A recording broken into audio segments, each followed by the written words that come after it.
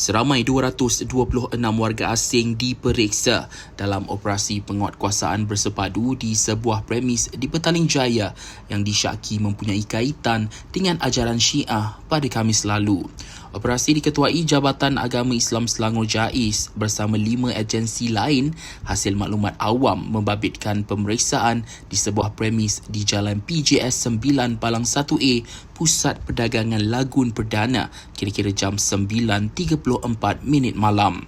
Hasil pemeriksaan berdapati seramai 226 individu berada di dalam premis berkenaan, terdiri daripada 147 lelaki, 51 wanita dan 28 kanak-kanak yang kesemuanya warga Pakistan, India dan Bangladesh.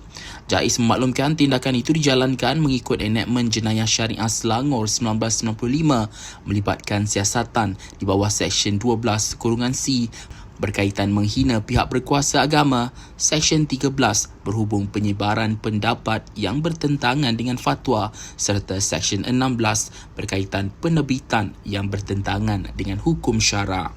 Operasi bersepadu itu melibatkan kerjasama Polis Diraja Malaysia PDRM, Jabatan Immigration Malaysia, Jabatan Bomba dan Penyelamat Malaysia, Suruhanjaya Komunikasi dan Multimedia Malaysia serta Majlis Bandaraya Subang Jaya MBSJ dengan kekuatan keseluruhan 120 anggota.